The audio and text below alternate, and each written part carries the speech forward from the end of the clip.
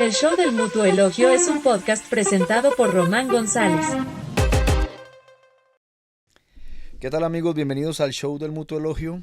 Como siempre en este podcast, lleno de charlas y de historias con amigos muy queridos. Y hoy, no lo van a creer, después de muchos años de quererme reunir a conversar con este hombre, al fin tengo aquí conmigo a nada más ni nada menos que Augusto Martelo. Augusto, bienvenido, papá. Bienvenido, hijo. Oye, qué gusto tenerte aquí.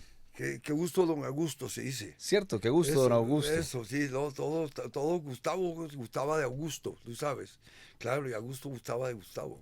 Eso, todos gustamos. Excelente. Excelente. Oye, mira, te lo contaba hace unos meses cuando nos conocimos, que me parecía del putas cuando yo era pequeñito, que estuve viendo, ¿te acuerdas de ese Colombia que nos tocó que nada más tenía 2 canales de televisión? Sí, Bueno, yo soy un poquitico, no tan veterano, pero sí. ponle por ahí como en el año 84, Sempro Televisión hizo una vaina que era una serie que la historia del rock. Exacto. Y entonces hablaban del rock mundial, pero también hablaban del rock en Colombia. Sí. Y allá aparecen los veteranos de ese momento del rock de Colombia. Y la primera vez que te vi ahí hablando. Y yo decía, uy, este man es bacano. Pero yo era un niñito. ¿Yo dónde carajo iba a conseguir información de quién era, dónde se conseguían los discos? Y pasaron como 30 años hasta que te pude conocer. Entonces me parece mágico. Quiero aprovechar este ratico para que nos desatrasemos de las historias de los últimos 50 años, que sé que las tienes en orden y sé que va a ser muy divertido esta charla. De verdad que muchas gracias de compartir conmigo este ratico. No, gracias a ustedes aquí en Medellín y tal, la acogida. Juancho Yetis es el responsable. Claro. Comencemos por ahí. Tú me dices que eres un declarado fanático de los Yetis. Claro, habían las dos primeras bandas que eran Flippers y Speakers En Colombia. en Colombia, claro. Me gustaba, lógicamente, iba a verlos y todo. Y los tenía a la mano. Pero como estaban en Medellín y aquí las disqueras y todo era aquí, entonces pues allá llegaron los discos de los Yetis. Y a mí me encantaban los Yetis más que todo que esas bandas, lógico. Yo era fan. En serio. ¿Y Sí. de qué año estamos hablando? ¿64, 65? Estamos hablando ya como el 66. Ya. Sí, claro que cuando yo ya Se me estaba marco. inventando el rock en Colombia más o menos en esa década. Claro, porque aquí la primera banda que hubo fueron los Speakers. Ok. Claro, yo más tarde tuve la fortuna de tocar con Fernando Latorre, que era el baterista de los Speakers. En casa de él me contaba las historias. En casa de Fernando Latorre empezó el rock en Colombia. Antes de eso, ahí estaban y que los Daro Boys, Ok. que hacían discos y por ahí ponían uno y que despeinada, ajá, un roquito por ahí. Antes de eso, cuando yo estaba más pelado, estaba Carlos Román con very well. La Jimonjin, que un inglés ahí, un poquito Hello, mister. mister. Oh, Es que whiskey. claro, entonces ese fue el primero que yo escuché realmente. ¿Ve? Después entonces pues habían estas bandas de Medellín que mezclaban un poquito el rock, pero la verdadera banda de rock completamente de todo el repertorio fueron los Speakers. Ok. Ahora que hablas de los Daro Boys, quería preguntarte. Se dice que primero fue, pues que esos Daro Boys fue como un invento de producto de la disquera Daro. O sea, como que Sí, cogieron a estos pelados y los grabaron y los promocionaron. sí. Yo pensaba que eran de Medellín. Ayer estaba hablando con Juancho y me decía que eran de Bogotá. Claro. Claro, ahí yo toqué con el hijo de ese Posada, que era Mauricio Posada, que era de esa banda. Ok. Yo toqué con Juan Andrés Posada ya en Los Villanos de Leiva. Sí, porque según lo que Sí. cuentan por ahí, el primer disco que se edita prensado es Los Daro en vivo en el Colón. Sí, Entonces, como sí, que, por eso quería preguntarte, ¿qué claro. onda con los Daro Boys? No, pues no era mucha onda, porque eran dos o tres roquitos por ahí que le metían, ¿me entiendes? Ya, Que eran además también versiones en español de esas bandas mexicanas y argentinas. Claro, ¿me entiendes? Enrique Guzmán y que ya viene la plaga y toda esa vaina. ya. Y, Esas y, y, adaptaciones que se y hacían. Palito Ortega y Sandro de América. Ya, Eso era lo que pasaba aquí, pero ellos eran mezclados con chucuchuco, con tropical. ok, No era una banda de rock. Pero ellos ya tenían guitarra eléctrica, ok. que ese era el cuento. Claro que nosotros también, pues que en la costa llegó la guitarra eléctrica. Yo oí de chiquito a Sofronín tocando Hotel Caribe. Ajá. Y pues nosotros teníamos el Elvis Habanero, cuadro. El burro mocho. Claro. Que tocaba el requinto eléctrico, ¿no? Había mucha influencia en el Caribe de toda esa música americana. Ahí acabas de hablar de dos cosas muy importantes. Es muy raro que la gente hable de Sofronín Martínez, era el apellido de Sofronín, sí. Casi nadie habla de Sofronín. ¿Por qué? Sí, yo me acuerdo pequeñito, yo lo veía tocando jazz en Cartagena, en los hoteles. Claro. ¿Y cómo nunca han reseñado a Sofronín? No sé por qué. La cuestión con él, hermano, de que lo que era especial para mí es que él tocaba guitarra eléctrica. Ujú. ¿Me entiendes? Entonces, eso era el único. Allá no había nadie más, no había sino esa guitarra eléctrica en Cartagena. Que sabrá el puta de dónde la sacó. ¿Ves? Entonces, esa era la historia. ¿Tú lo veías pequeñito? Sí, claro, y es que el otro cuento, hermano, es que en la costa, tú que también ahí tú tienes tu nexo, lo que era en Barranquilla y en Cartagena, y en todo el Caribe, Aruba, Curazao, toda esa vaina, llegaba mucho la música americana y todo americano. Claro, había En mucho Cartagena contrabajo. el pantalón era los Levi's americanos, el Lee, todo, el Mickey Way, toda esa vaina, todo era... Además mi mamá me contaba que en el Club Cartagena y en el Club Popa, la orquesta de Lucho Bermúdez tocaba el Chuchu Train, ¿me entiendes? Benny Goodman y todas esas bandas, los Dorsey Brothers. Esas bandas ya empezaban a interpretar allá en tu tierra Pacho Galán. Ajá. Pacho Galán Jazz Band, que era como se llama, Barranquilla se llama algo así. Pero nosotros en la costa teníamos mucha la influencia de la música americana. O sea, según lo que yo he leído, tú te fuiste muy peladito a vivir a Bogotá, como de 8 años. Sí, a mí me exiliaron contra mi voluntad. Si no te hubieras quedado en la costa toda la vida. Pues lógicamente. Pero tenías 8 años y ya eras súper precoz. Ya antes de llegar a Bogotá ya habías visto a Sofronín tocando y habías visto guitarras Claro. eléctricas y estabas rockeando. Claro, es que pues, mi abuelo era el cónsul en Nueva Orleans. Él tuve un nexo ahí, ¿no? Ajá. Mi papá se graduó de la Academia Militar de Georgia, entonces lógicamente mi papá escuchaba mucha música americana, no solo él, sino en la costa en general. Entonces esos viejos les gustaba mucho ese jazz de esa época. Benny Goodman y Lucho Bermúdez. Lucho Bermúdez es fan de Benny Goodman, tú lo sabes, el clarinete. Claro. Y los solos de Lucho Bermúdez son muchos de Benny Goodman. De repente también puede tener como influencia del Dixieland. También. Dixieland, claro, toda esa música. Claro. Ah, vaya. Además, si uno se pone a pensar en de dónde viene la influencia, tú sabes que en Nueva Orleans llegaron muchos cubanos, hermano, igual que haitianos. ¿Ves? Allá del vudú y toda esa vaina, todo ese cuento del ritmo y todo, y empieza todo el jazz con muchos cubanos, hermano. Muchos cubanos ahí metidos. O sea, a ti te picó el tema de la música muy tempranito antes de llegar a Bogotá. Claro, lógico, porque además mi abuela era pianista. Ella a las 5 de la tarde agarraba, se bañaba, se ponía el poco de joya que se ponían esas señoras, porque esa era la percusión. Claro. y tocaba el piano, hacía un recital, le abría la puerta a la casa y llegaban todos los vecinos y el jardinero y el que vendía la alegría, todas esas vainas llegaban ahí a oírla tocar. ¿Y qué Claro, tocaba? ¿Qué el repertorio de la tocaba? griega, el de la griega llegaba. De la galleta griega. Claro, aquí la griega y además los pregones en Cartagena. ¿Me entiendes? Yo nací en el África, hermano. Esa vaina, Chambacú, quedaba allá al ladito. Yo fui criado por una negra, Ana Dolores González. Y esa te Entonces, metió el tambor desde Ella me pequeño. metió el tambor, ella me metió la música. Ella me montaba sobre así hacían en la costa, lo montan a uno sobre los zapatos y empezaban a bailar. Ella me enseñó a mover los hombros. ¿Ves? Entonces toda esa música cubana.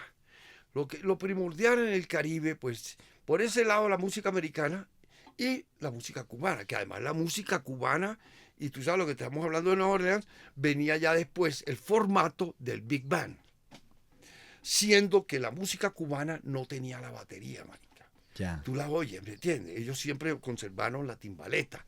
Pacho Galán, Lucho Bermúdez sí añadieron la batería del Big Band, hermano. El Big Band esos eran unos Big Band, las dos orquestas esas eran Big Band y ellos siempre tenían también, metían su música americana. Siempre hubo, por la costa entró todo, papá.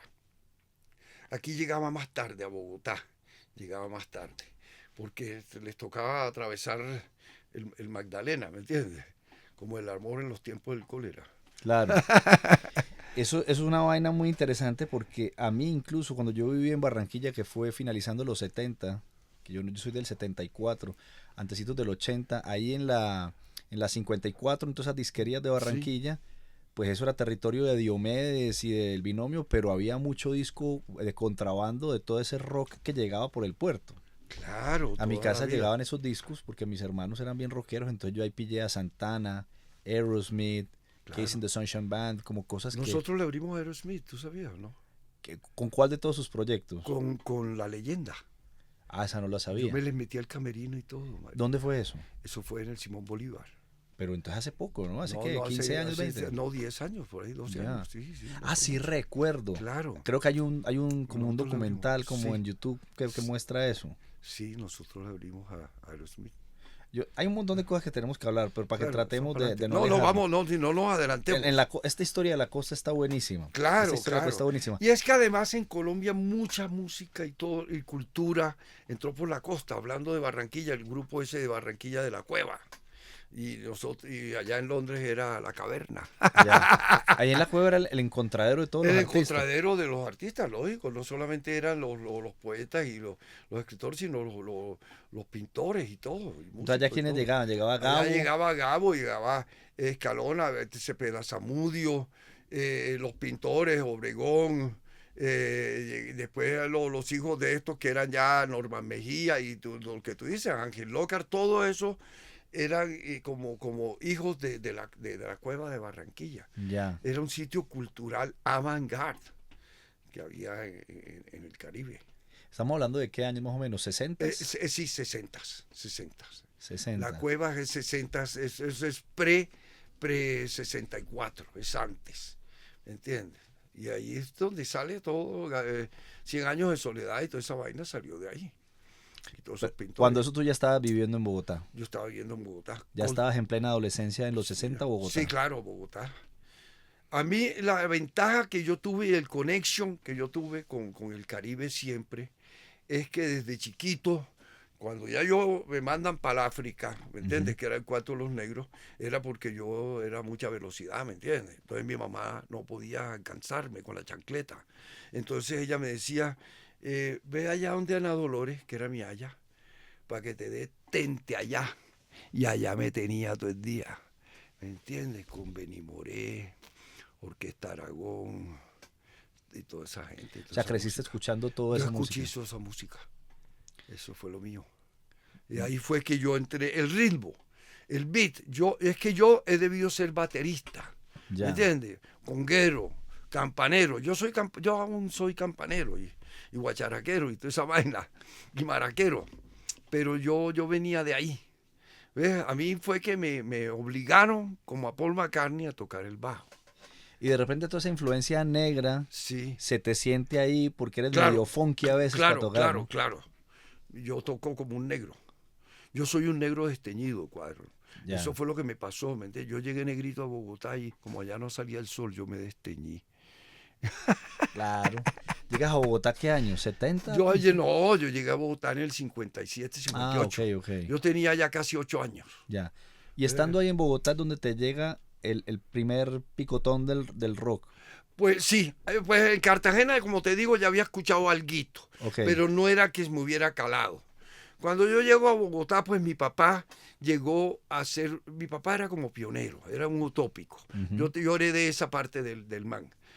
El man llegó a Bogotá a hacer una cosa que se llamaba la Empresa Colombiana de Turismo, Ok. que después fue la Corporación de Turismo, ahora es un ministerio, no sé qué. Ahí lo trajo Lleras Camargo para que hiciera eso, porque mi papá era utópico, él era el alcalde de Cartagena y él fue el primero que empezó con ese cuento de promocionar el turismo, hermano. A él le decían el bebé o El bebé. El bebé. El bebé, claro. El bebé martelo. El bebé martelo, lógico. La gente decía que le decían el bebé por baby face, pero eso era mentira. Le decían el bebé porque vivía en brazos de las mujeres. ¿Me entiendes? Él vivía amamantado. Era un man pintoso, bacano. Pintoso, bacano. Empresario. Claro, empresario y todo, y costeño, ¿no?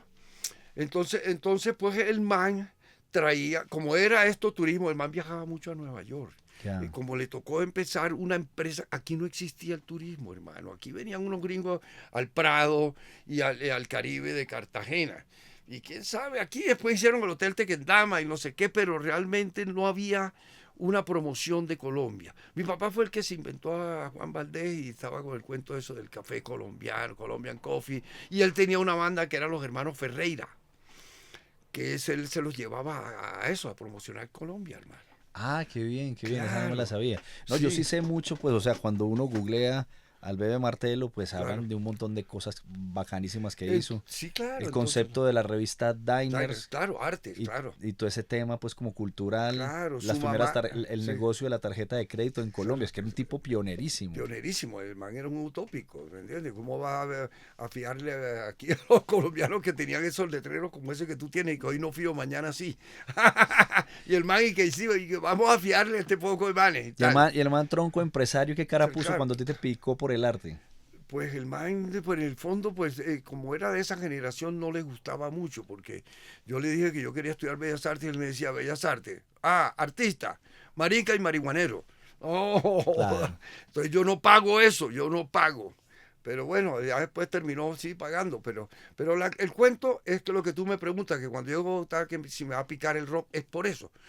En Estados Unidos siempre traían como aquí, eso se lo copiaron, los bailables de la Navidad. ¿Sí me Ya. entiendes? El disco El ese disco de de los fin de año. 14 cañonazos. Ajá. Claro, entonces el man traía los 14 cañonazos de Nueva York. Entonces estaba Little Richard, Billy Haley, etcétera, etcétera. Esos son de los que más me acuerdo porque pues, si tú me dices eso, de lo único que de pronto más me acuerdo es Tutti Frutti. I'm Tutti free. Frutti. Esa Tutti Frutti siempre, boom. Claro, esa se me pegó. Entonces esa es mi primera influencia por ese lado, claro. Ya después se me pierde. Yo cuando llegué a Bogotá, para mí fue una depresión, bro. Ya. Yo venía, ¿entiendes? Tú sabes, tú viviste en ese Claro. ambiente. Nosotros de peladitos íbamos al cumpleaños y era con las peladitas bailando. Y era de desorden. Allá no era y que el mago y que ponle la cola al burro. Oh, eso era otra vaina, claro. Allá era puro bailecito y tal, y el desorden, y además siempre era la música, ¿no?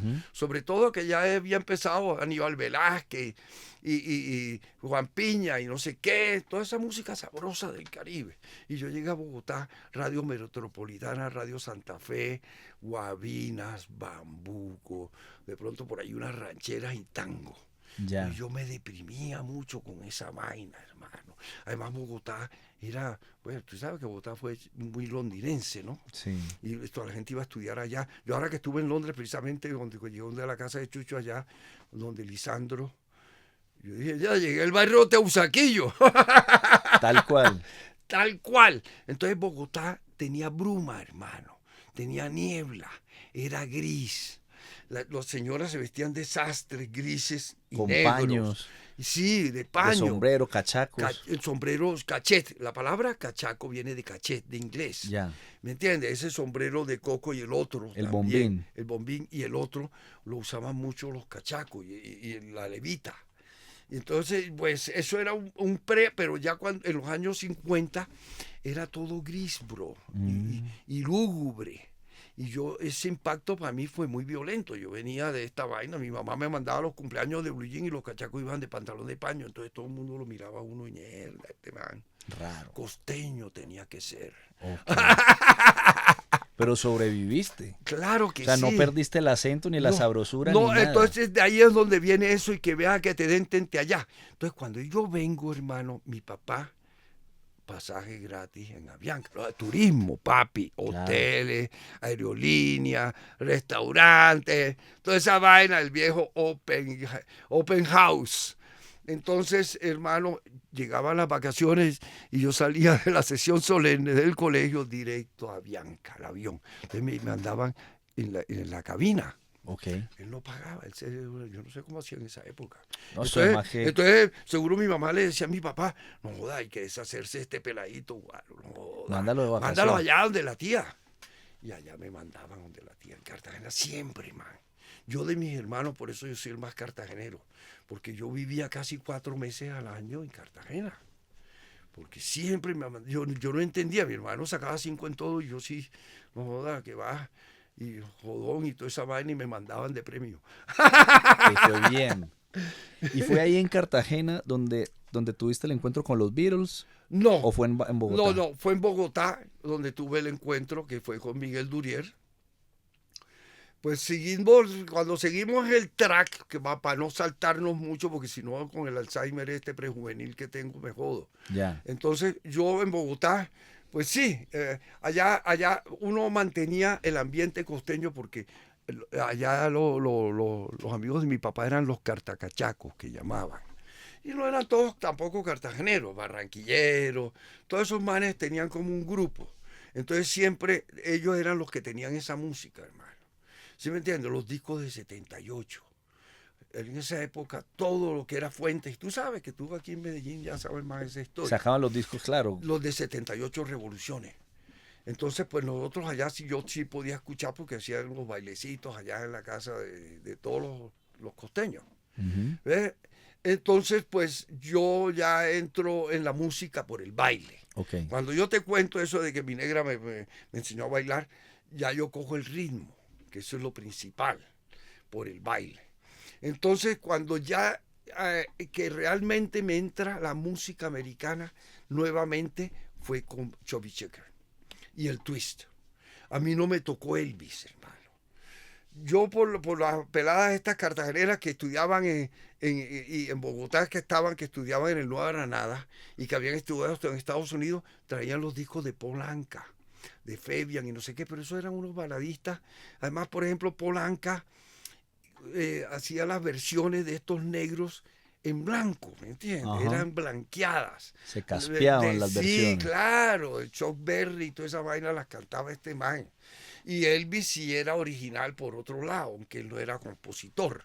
Pero entonces por ese lado había eso, pero a mí me entra directamente es el twist y Chubby Checker. Ok. Por lo que ya yo vengo de la cultura del baile.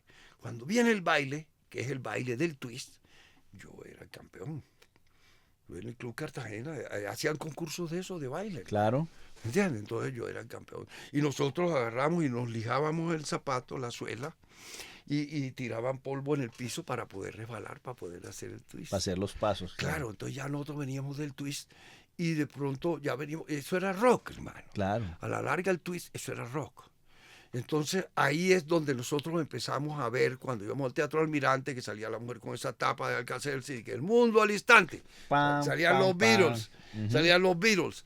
Revista Cromos, artículo de los Beatles, el periódico El Tiempo, entonces, ya sabíamos Que existían. que existía una banda ya, pero no se oía la música, no había ninguna emisora en Bogotá que la pasara. No había forma de No había escuchar. nada. Entonces, pues mi mamá me llama un día, oye, que tu prima Yolandita acaba de llegar, porque ya sabía. Ya nosotros, la inquietud, nosotros queremos oír los Beatles, ¿cómo serán los Beatles? Llegó tu prima Yolandita con el disco de los Beatles de Londres. Vente para acá. De una. Yo salí corriendo, eso quedaba como a 6, 7 cuadras de mi casa. Yo estaba con Miguel Durier, que era mi carnal, éramos dos peladitos. Yo a Miguelito lo conocí, pues nosotros estudiamos en el Kinder, Jardín Infantil Montessori en Cartagena, y después más tarde nos encontramos en el Club Cartagena, Ok. que ese era el sitio de reunión de nosotros, hermano. Su mamá cartagenera, jugaba cartas con mi mamá, su papá también cartagenero. Y entonces, pues, teníamos una amistad increíble ahí y salimos corriendo a buscar el disco. Ya. Yo llegué a mi casa, me lo metí aquí en la chaqueta y me paré frente al tocadisco y no lo puse. Y Miguelito se puso a llorar. No, da gusto, pon el disco. Cuando yo veo a Miguel llorando, yo sí le puse el disco porque yo de dañado, de costeño dañado, no se lo puse para hacerlo sufrir. Ya. Era tanta Claro. la ansiedad que. La ansiedad que el man se puso a llorar, hermano. Y ahí es el mérito de Miguel. Miguel tenía una fiebre como más profunda que la mía. ¿Sí me entiendes? En ese sentido. Su papá ya cantaba tango, entonces él ya venía, su abuela tocaba el violín y mi abuelastro tocaba la viola. Y entonces el cuento es eso, que decían que ellos dos eran amantes. Ah, ok. Ay, es la historia. Ahí es el nexo que tengo con Miguel que uno no sabe del ADN. Aunque este señor no era sangre de mi sangre. Yo lo veía tocando el violín y el serrucho en casa de mi papá. Entonces Miguelito, como viene con este background, el man todos los días llegaba a mi casa porque allá donde estaba el disco. Ok. Entonces nosotros llegábamos y poníamos el disco 50 veces. Cara A, cara B. Y Miguelito se aprendía las canciones como un loro. De memoria. Él no hablaba inglés. Pero que hermano. cogía la melodía y se la imitaba Y igual. se la inventaba, pues yo decía 10.000 barbaridades, me imagino, lógico. Mi mamá, nosotros íbamos de mi mamá pues estudió en San Francisco, ¿no? Mi papá sí era medio gringongo y hablaba, pero mi papá no existía.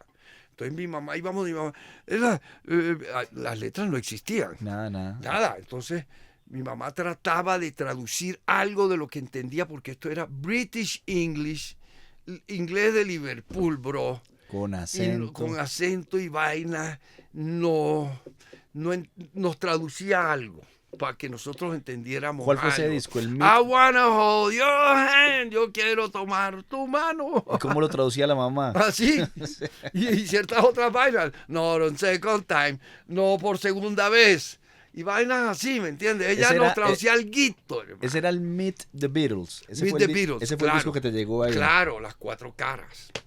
Lógico. Entonces, pues Miguelito se las aprendía y nosotros, mira, acabo de llamar a Tania para que me dijera un sitio donde tocaban los flippers.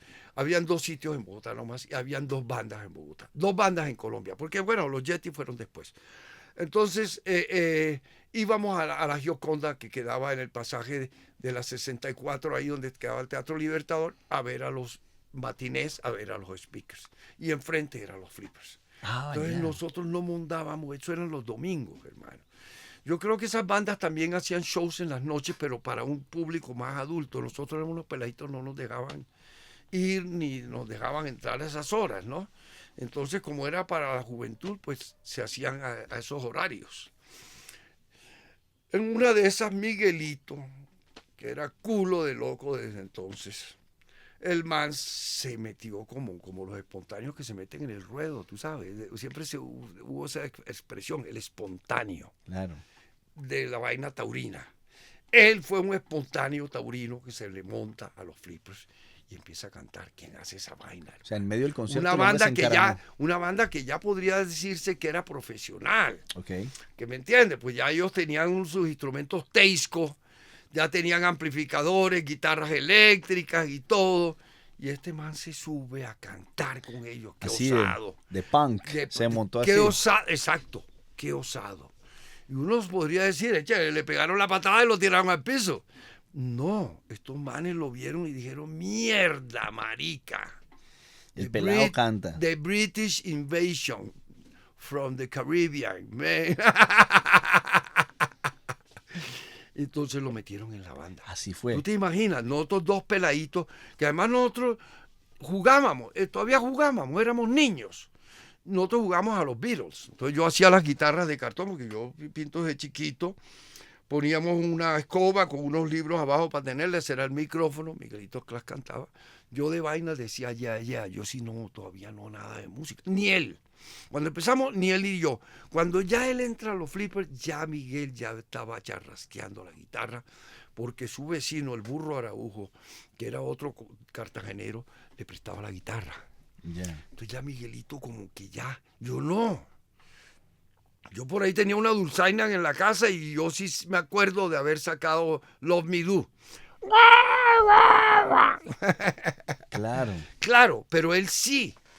Entonces lo metieron en la banda, hermano. Tú sabes lo que es para un impacto de eso, un golpe, un cachetón que me dieron a mí. O sea, me quedé yo en la banca y este man ya. Yo aquí colgado de la brocha y el man ya era un Beatle.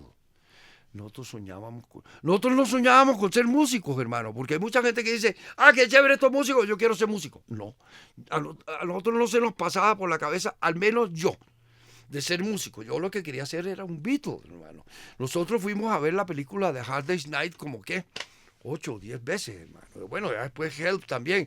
The Ferry Across the Mersey, de Jerry and the Pacemaker. Nosotros íbamos a ver todas esas películas. ¿Ve? Entonces, pues el look, nosotros ya teníamos el look, ya nos peinábamos, peinado Beatles con la capul.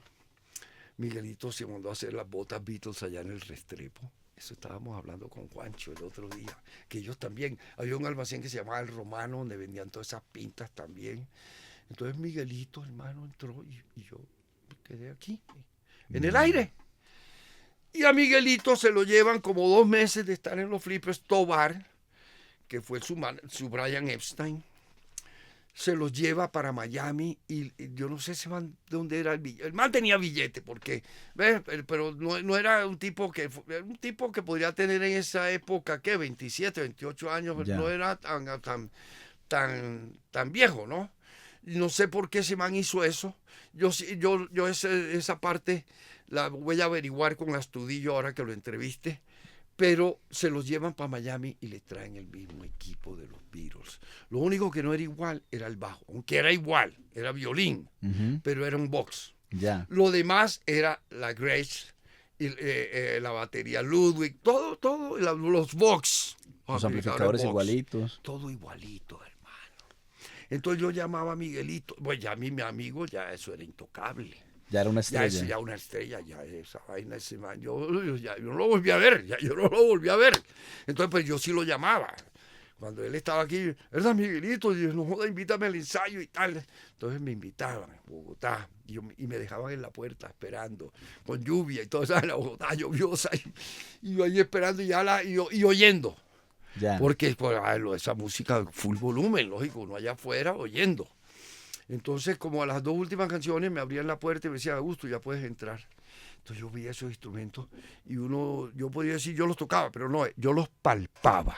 Ya, te acercabas así Me acercaba y le ponía con la magia. mano. Y le ponía la mano encima como diciendo, hijo de puta, estos sí serán de verdad, man. ¿O qué será esta vaina, hermano? Entonces ahí, la tembladera, ¿sí me entiendes? El shock, yo por dentro, cagado. ¿Me entiendes? ¿Y qué hago, bro? ¿Yo cómo hago? Yo no tenía el vecino que tenía la guitarra. Ya estaba sin instrumento. Yo no sabía tocar todavía. Pero donde Miguelito no hubiera hecho eso, quién sabe, yo hubiera sido el gerente del Diners. Claro. Te hubieran enrutado. Me hubieran rotado por otro lado, lógico. Entonces, pues ya, como te digo, llegó el disco de los Beatles, nunca más cogimos un libro, lógicamente. ¿Para qué? Ya. Si no, ya el colegio era What and Hold Your Hand, ¿entiendes? Era el colegio, lógico. Claro. Ahí no cabía baldor ni a bala. No, y menos eso. Entonces, perdí todo, materias fecales, examen de conciencia, de cuánta vaina. Todas las materias menos dibujo. Ese sí, el dibujo sí saqué 5. Entonces me sacaron del colegio, pues lógicamente yo estaba en un colegio de cura, que todo el tiempo vivía castigado, el domingo 9 a 12, de 2 a 6, el cura me daba con la correa, eran curas agustinos. Sí. Y ellos tenían una correa aquí que le daban a uno. A mí una vez, como yo era pintor, todos los pelados que éramos como dibujantes, dibujábamos en el cuaderno con el estilógrafo. Pero yo era un descarado, hermano. Yo llevaba la acuarela y el vaso de agua en clase de álgebra. Puta, el cura una vez me sacó y volaron todas esas acuarelas y todo. A coñazo me sacó del salón y nunca me dejó volver a entrar. Oye, entonces se podría decir que el Big Band del rock de Colombia nace ahí en esta historia. ¿Cuál era la nómina que acompañaba a Miguelito en ese momento en esa banda? Era Carlos Martínez, Memo Acevedo, que era el tío después del Sardino Acevedo, y Arturo Astudillo. Eran ellos tres. Ellos estaban antes con Orlando Betancourt. Ellos sacaron a Orlando Betancourt para meter a Miguel Durier. Y ayer estábamos hablando, antes de ayer, perdón, precisamente con Juancho, que él también tiene la memoria viva de eso. Y además él sí tuvo más contacto con ellos, porque que ellos estaban en el mismo escenario, hermano. Entonces él contaba eso, que Miguel era el primer frontman, el primer showman del rock era Miguel. Porque estos eran unos cachacos fríos que no se movían. Miguelito sí, hermano, tenía la actitud. Y Miguelito era como Ringo que movía el pelo, ¿sí me entiende? Claro. Ya, entonces pues me echan del colegio afortunadamente. Eso. Entonces mi viejo, como tenía ese background americano que estoy hablando, pues ya él dijo en un momento, hicieron un colegio nuevo que no llevaba sino 2 años, que era el San Viator. Claro. Curas de Chicago, curas gringos. Entonces, colegio y que bilingüe. Pues no era tan gringo como el inglés o el anglo o el Nueva Granada, que eso eran casi todas las materias en inglés. Aquí no, aquí teníamos inglés intensivo y los curas gringos, hermano. Que nosotros teníamos izada bandera yeye, misa gogó, Ahí es donde, pues, ves, primero que todo, ya yo no tocaba. Y se me sienta en clase de trigonometría, tercero bachillerato, creo que sí era o álgebra, con el tigre, el profesor se llamaba el tigre. Y se me sienta detrás de mí un man que en el pupitre, porque no era el pupitre de antes que con la tapa. Aquí era el salón, cada clase un salón distinto, los pupitres esos que ya eran distintos, una tablita aquí. Universitarios, de eso. Universitario y locker Ajá. afuera. Entonces tú llegabas a la clase y este man, al tercer día, al segundo día del colegio, hermano, se me sienta atrás y empieza a tocar el tambor en el pupitre y que Francisco Guayabal, un tipo muy legal. Yo me volteé. Ah, Cuadro, ¿y qué? ¿Y tú dónde eres? No, yo soy de Barranquilla. Y dije, mierda, mono, brother. Entonces era el Willy Vergara, que acabamos de hablar con el Willy Vergara. Entonces, los costeños nos atraíamos en Bogotá, hermano, porque necesitábamos ¿me entiendes? El cachaco era retraído. Claro. ¿Me entiendes? El costeño era Sabrosura gozón, pura. Sabrosura pura. Y desorden. Lógico, y desorden. O sea, Entonces, yo no entiendo por qué no hubo más movida punk en Barranquilla si el costeño es lo más divertido y más cercano al punk británico. claro, hermano. Entonces, lo que pasó fue, porque ellos eran fashion. Ya. ¿Ves? Ese fue lo que pasó en Barranquilla. Pero bueno, entonces Willy y yo nos volvimos. Miguelito se me desapareció del planeta, que era mi otro amigo costeño, y Willy. Entonces Willy un día me dice, que vamos a tomar onces a mi casa. Te invito después del colegio. No sé a cuántos meses sería de que estábamos ahí en el colegio. Pero eso fue reciente a que habíamos entrado. Además, todos entramos al tiempo, hermano. Era un colegio que recibía a todos los vagos de todos los colegios de Bogotá. ¿Me entiendes? Cuando yo estaba en tercero de bachillerato, éramos los grandes del colegio. El colegio no llegaba no tenía sino primero, segundo y tercero. Cuando pasamos a cuarto era ya, siempre fuimos los grandes del colegio. Okay. Fue haciéndose. Entonces llegué a la casa de Willy y ¿qué me encuentro? Una batería. Ah, ahí fue.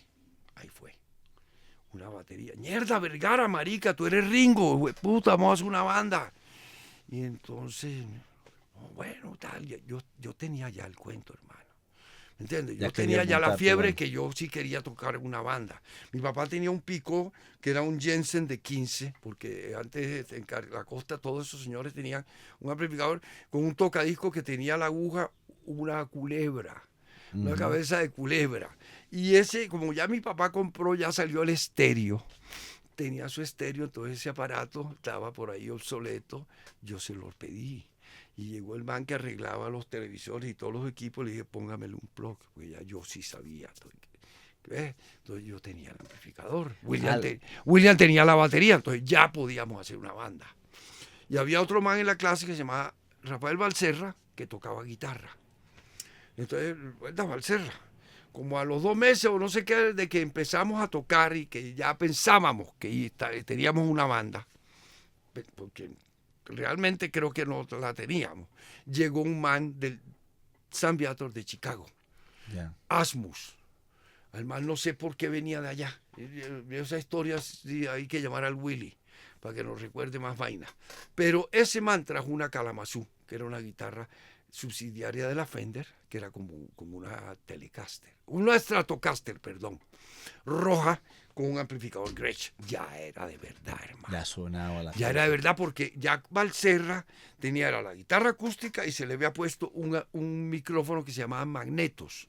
En esa época, eso sí los vendían en la Casa Conti, que era el único lugar donde vendían guitarras eléctricas en Bogotá, que se le ponía, en la 57 con la 13. Que se tenía como unas laticas ahí para sostenerse en la boca. Sí, exacto, crack, se colocaban ahí en el hueco de la guitarra.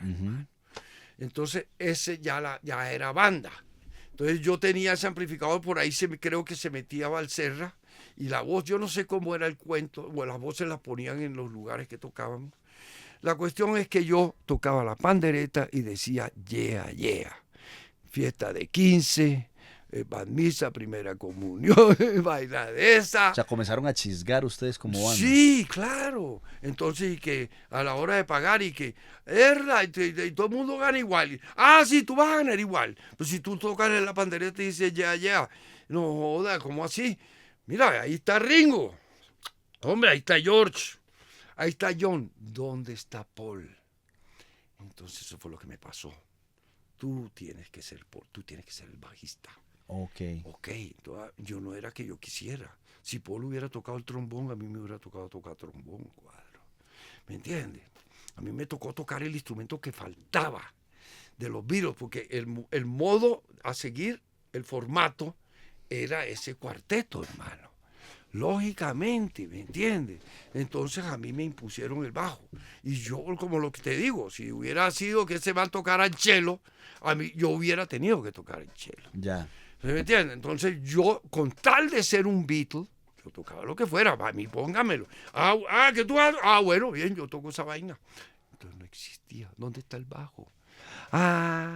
Puta. Y en Bogotá no vendían bajo para empezar. Entonces, hermano, el bajo, una guitarra, 2 mis, 2 cuerdas mi, 2 cuerdas la, y el magneto. Y ese fue mi primer bajo, brother. Entonces estos manes que ya sabían más música, ellos me enseñaban qué era lo que tenía que hacer. Mira, pones el dedo aquí, pones el dedo acá y le haces... En serio, así comenzaron. Words of Love. Esa fue la primera canción que yo me aprendí. Y con esa formación sí, se nace 2 más 2. 2 más 2. O sea, estos de que me estás hablando sí, son 2 más 2. 2 más 2, claro. Esa fue tu primera banda. Sí, yo ahora te muestro toda esa foto, la evidencia. ¿Y cómo nace el nombre de 2 más 2? Eso yo creo que fui yo por la bronca que le teníamos a la matemática, hermano. Yo creo que es por eso. ¿Ves? Por ahí había otra banda que también tenía un nombre con números. Entonces al otro se nos ocurrió un nombre. Y además lo otro que sí te puedo decir era que era un nombre internacional. 2 plus 2. 2 plus 2. Wow. A nosotros nos presentábamos muchas veces como The 2 plus 2, man. Claro, entonces no era solamente 2 más 2. Y los 2 más 2 en algún momento no fueron 4, sino que se volvieron 5. Después sí, claro. ¿Ves? Entonces, pues el cuento era este. Yo iba, ya cuando estamos en los 2 más 2 y más adelante, ya había más discotecas. Había una que se llamaba El Elefante Blanco, había otra que era la famosa, La Bomba. Ya. La Bomba era un galpón, hermano, en la calle 60. Después se hizo un pasaje de hippies allá abajo, la calle 60. La calle 60 fue muy simbólica y muy importante en Bogotá en el movimiento cultural de esa época. Ya después se la pasaba J. Mario hablando de esto de los nadadistas. Claro, porque eso voy a hablar ahora del nexo que yo tenía con los Yetis. Los Yetis tenían un nexo con los nadadistas, que era una banda más cultural, hermano. ¿Ves? Más contra el sistema, hermano. Sí. ¿Sí me entiendes? Entonces, pues, nosotros... cuando ya teníamos unos gigs como en colegios y vaina, como yo iba a La Bomba, en La Bomba trajeron 2 bandas de México, los Moondogs y los Crickets. Y ahí también tocaban los Ampex, ya aparecieron los Ampex, los John Beats, que aparecieron, speakers, flippers, y tenían un escenario rotatorio, que era redonda. Y no era que fuera eléctrico, eso lo movían ahí. Ahí empujadito. Entonces, cuando estaba la banda aquí tocando, por ejemplo, los flippers en este lado, daban la vuelta y aparecían los Yetis en el otro lado. Al tiempo, los 2 tocando, hermano. Había un momento que cuando ya la otra banda ya estaba en el camerino, lo apagaban y seguían tocando. Era un tremendo lugar.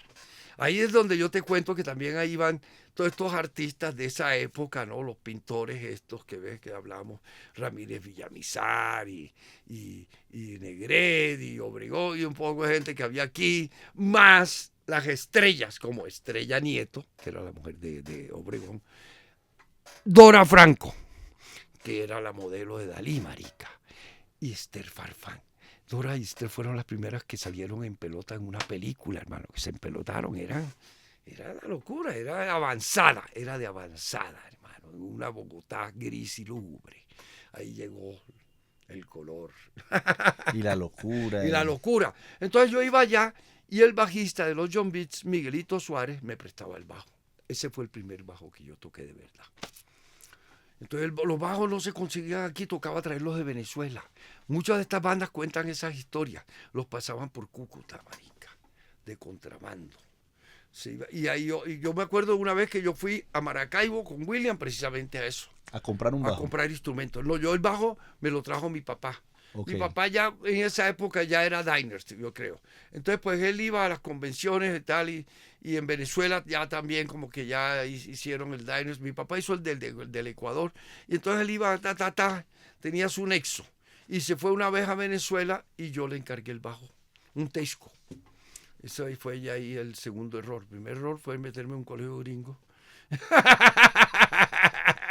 Y el segundo error fue traerme el bajo. Traerte el bajo, ahí ya. Como su papá tocaba el serrucho, que era su papá realmente. El papá se le murió chiquito el man. Entonces, pues Tatayo, que era el artista, pues él pensaba, ¿no? Este pelado y que la murga, el colegio y la vaina, el hobby. Sí, claro. Él nunca Eso se le pasa, imaginó. Eso se le pasa. Eso Sí. traigámosle ahí el instrumentico al pelado Pa' para que que goce. se divierta ya. Y, claro.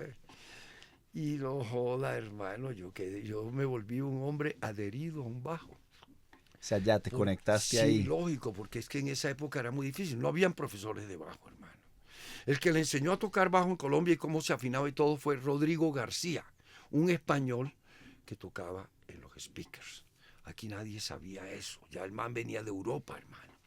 ¿Ves? Y el man ya les enseñó. Él enseñó hablando a Humberto Monroy, ahora que hablamos de Tania. Claro. Fíjate que Tania me dice, ella cuando hablamos ahí por el teléfono, ella me dijo eso, de que ella había conocido realmente a Humberto cuando él era de los speakers. Ok. Pero que a ella le gustaba era Rodrigo. Es que Rodrigo tenía un look inglés, hermano. Sí, un uno ve look las fotos de europeo. los discos. Sí, y además ya él fue el que le metió el look a estos manes y todo. Y el swing, hermano. El man ya venía. Yo no sé si. Yo por ahí me conecto a veces con el man porque el man me aparece por ahí en Facebook.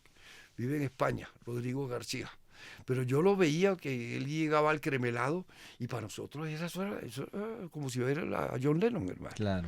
Eso era, no joda, nosotros lo veíamos, hermano. Tenía una barbita aquí así, la bota bilítile, el pantalón tubo, la pinta inglesa, ¿no? Esa gris, tú sabes cómo se vestían estos manes en esa época. Que ese fue el otro cuento. Estaban estos gringos que se ponían esas pintas de negro, ¿me entiendes? Los Temptation y todas esas vainas, todas esas Marta de Vandellas, todas ellas con esas pelucas y ese look americano. Y de pronto, es que ese fue el impacto de los ingleses, ¿no? Que llegan con ese peinado, las botas Beatles y el vestido negro. Claro. ¿Me entiendes? Además, al principio los Beatles con ese medio Nerú. Entonces, hermano, eso fue muy impactante, esa vaina de... la invasión británica nos jodió, hermano. Nos jodió la invasión británica. Claro, nos cogió y... ¿Cómo se llamaba? ¿Cómo se llamaba en esa época? Beatlemania, traducido, Beatlemanía. Que hasta el día de hoy, ¿no? Quiere que manía, ¿qué es una manía? Un maniático, un culo de loco.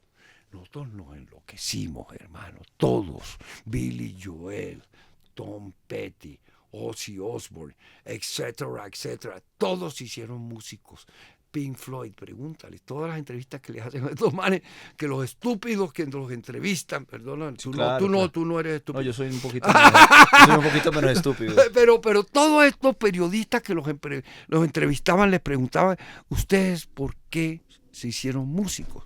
Y todos respondían lo mismo. Escuchamos a Por los los Beatles. Beatles y ya quedamos maniáticos. Si uno revisa, por ejemplo, las entrevistas de la BBC de Londres que hacía John Peel, Sí. que el man cogió a todos estos manes de peladitos y los entrevistó, y todo el mundo coincide en que los Beatles Coinciden, es lógico. le picaron el virus. Eran sus dioses, hermano, sus figuras a seguir, sus modelos a seguir. Entonces tu banda, los 2+2, hacían covers. y Hacíamos adaptaciones. covers, sí, y más que todo, pues al principio era invasión británica, hermano. Covers británicos. Británico. Por ahí habían una Jimmy, Shake y no sé qué, de las banditas gringas. Todavía las banditas gringas también se metieron ahí. Se colaron por ahí. Se colaron al British Sound, al sonido inglés. Pero comenzaron a hacer también canciones originales los 2+2. Después. Después. Después. O sea, la carrera de 2+2, claro. ¿cuántos años duró? Más o menos. Como 5 años. Ya. Y 5 alcanzaron a años. hacer un poco de cosas. Yo alcancé a llegar a la universidad porque es que yo me fui a Filadelfia. Allá me reventaron. Ya. ¿Me entiendes? Yo llegué a De Filadelfia. intercambio. No, mi papá me mandó cuando me gradué Ah, ok. a perfeccionar el inglés. Ok. Y yo lo perfeccioné allá con mis amigos oyendo a toda esa música que había salido de Woodstock. Yo llegué 3 meses después de Woodstock a Filadelfia. ¿Tú En sabes el que Filadelfia? 69. Sí. Yo llegué en el 68, finales del 68. Woodstock 68. Filadelfia quedaba a 40 minutos de Woodstock, hermano, 45 Claro. minutos ahí. Quiere decir que todos estos manes de la universidad Todos estuvieron fueron allá. los primeros hippies, hermano. Ya. Entonces, este dormitorio de la Universidad de Pensilvania, todas las puertas eran abiertas, eso era black light, afiches de todos esos manes, ¿me entiendes? Hendrix ya empezó Cream, toda esa vaina, y eso olía a incienso y marihuana, Claro. claro. Y la Y gente, todo, amor todo, libre. claro, ahí empezó, exacto, ahí empezó todo. ¿Y el eso. LSD también estaba por esos días ahí o no? A mí me envenenaron con mescalina. Ya. Yo no escuché del LSD cuando yo, pero sí había estado por ahí, me imagino. Sí, ya estaba Timothy Leary por Claro, ahí. claro. Y además a ellos allá lo que se fumaban era una vaina que se llamaba Acapulco Gold. Y después fue la Santa Marta Gold. Claro, claro. En esa época no se conocía Colombia. Colombia fue después, hermano, en el 69. La invasión colombiana que La fue invasión después. colombiana, claro. Pero yo cuando llego de Filadelfia, ya yo llegué otro. O sea, Ya llegaste- me había matriculado a estudiar economía en los Andes y yo llegaba a los Andes con sandalia y ruana y mochila, guaro, y estos manes eran todos con corbata, ¿me entiendes? Zapatos 3 Coronas y Everfeed y todo, ya querían ser Yupi, llevan de yupi. ejecutivos, exacto. Claro. Y yo ya habíamos 3 que éramos rebeldes y en la universidad había unos. Ya. Ahí tenía mi amigo Jalube, no sé si tú has oído hablar Jalube en Barranquilla, Eduardo Jalube. No, no me suena. Ah, marica, eso allá. Estamos hablando de historia patria. Después te cuento toda esta historia Entonces, de cuando- tus amigos de Barranquilla. cuando Allá, regresas de- esos cuando fueron los regresas- descubridores de Shakira. Claro. Sí, claro, Norman Mejía. Sí. Cuando llegas de Filadelfia, entonces, Sí. ¿todavía existía 2 más 2 o ya se había acabado? No, lo volvimos sí. Y ahí fue cuando cuando- yo me fui, yo me quedé allá como 8 o 9 meses. Ok. Porque yo me quedé también en un curso de verano. Entonces, cuando yo llegué, volvimos a hacer los 2 más 2, porque yo cuando llegué a Estados Unidos, yo cuando me fui, yo vendí mi Tesco. Y no sé qué más, si ese amplificador que yo tenía, yo no me acuerdo que yo tenía. Yo allá me compré un Ampeg, que ya, pero lo primero que me compré fue el bajo. Yo llegué a Manny's, en Nueva York. Esta es una historia Ujú. que a mí me marcó, entonces tengo que contarla. Dilo, dilo. Yo ya sabía antes de irme porque yo me acuerdo que el marciano, Ujú. porque ya, ya yo creo que ya ellos estaban ya metidos más ahí, tenía un bajo Fender.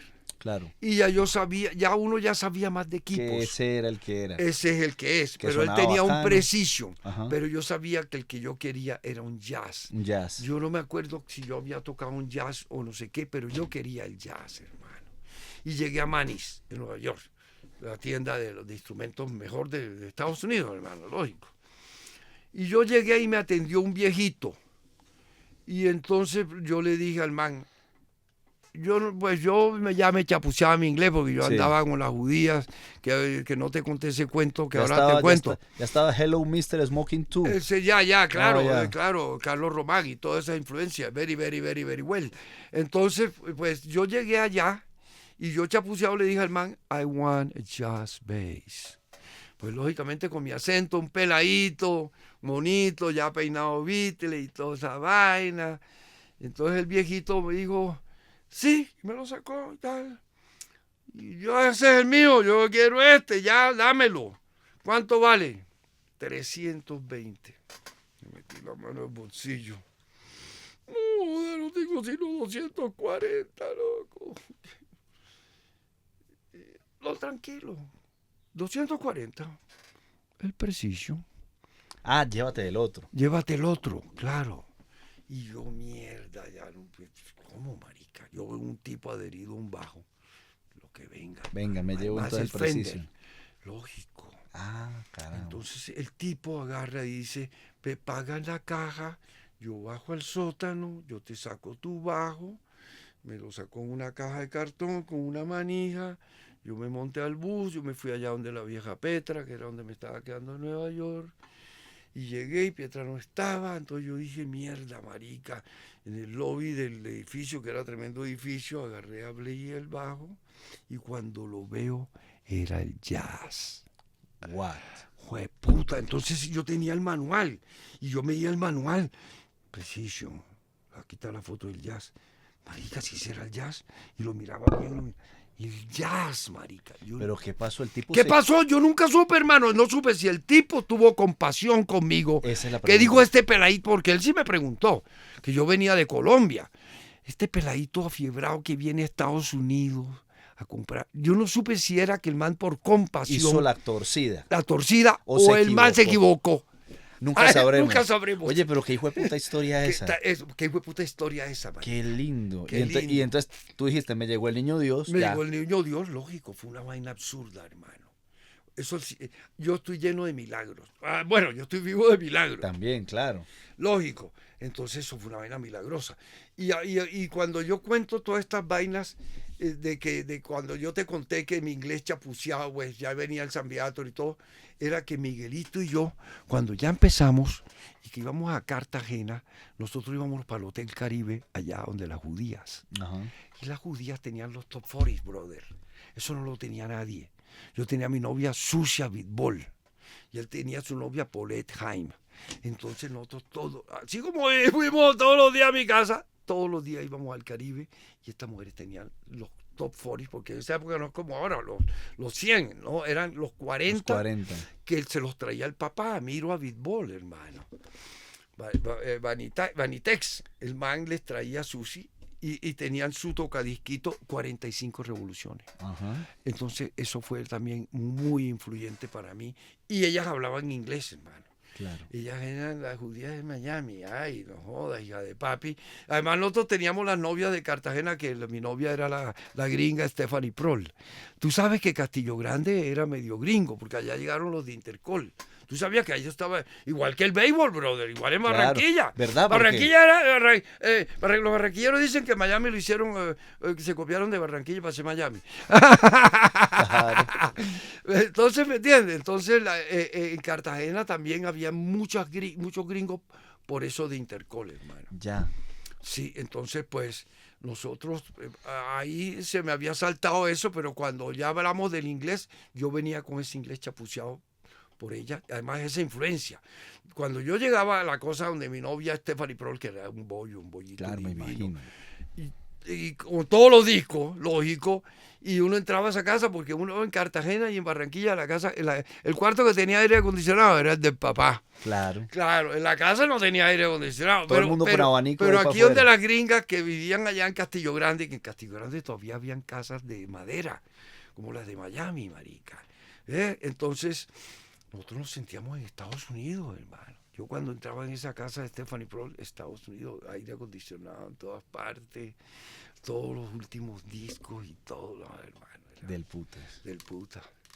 Bueno, Y entonces llegaste con tu Fender Jazz a Bogotá a Bogotá, y ya se reúne otra vez 2 más 2. 2+2. Ahí en esa última temporada, por decir así, de 2 más 2, es cuando entran a grabar. ¿A qué estudio fue que me contaste ahora? A Ingesón. A Ingesón. Ahí también ya cambia el swing y se vuelve más British. ¿Por qué? Porque entra primero Nano Pombo del anglo colombiano. Entonces su inglés era British. Claro. Después entró Cristian Gómez del anglo colombiano. Ahí entra también en esa época Diego Betancourt. Aunque creo que Diego ya había entrado desde antes. Diego Betancourt era el hijo del presidente ese que se llamaba Belisario Betancourt. Ya, ok. Ya. Y después entra otro del anglo colombiano, que es Juan Carrillo. Es ahí en esa época ya los 2+2 sube de estatus. Por lo que ya era British, bro. Entonces entran a Ingesón, que es famosísimo ese estudio. Ingesón, claro. Y nosotros ensayábamos en casa de Nano Pombo, que quedaba en la 45 con la Caracas, que era una casa inglesa, hermano. Y nosotros ensayábamos en el ático. Nosotros éramos una banda inglesa en Bogotá. Wow. very exótico, very weird. ¿Y qué pasó con esa grabación que hizo 2+2 en Ingesón? No sé qué se hizo. Yo le pregunté a Cristian, no sé es qué pasó. Había otro tipo que era de los Andes que nos grabó también una vez y que ese cassette no hay referencia. No hay ni musical. copias. No hay nada de los 2+2, hermano. Tristemente. ¿Cuántas canciones? ¿Recordás cuántas canciones se grabaron Yo ahí? creo que nos grabamos como 4 canciones. Y las recuerdo perfectamente. Una de las canciones era una canción, ya era lo que tú me preguntabas, ya eran originales. Había una canción de Cristian Gómez. Pinturita se llamaba La canción. la canción. Sí. ¿Podemos hacer un break? Claro. Listo. Sí, porque esta vaina me está martirizando la oreja. Listo. Vamos a hacer un break, vamos a hacer un pequeño break. Para ir al No baño. joda, mi brother, I love you, man. No, joda, estamos Nosotros comenzando somos de lo apenas. mismo. Estamos comenzando apenas. Estamos calentando. El show del mutuo elogio es un podcast realizado por Roman González.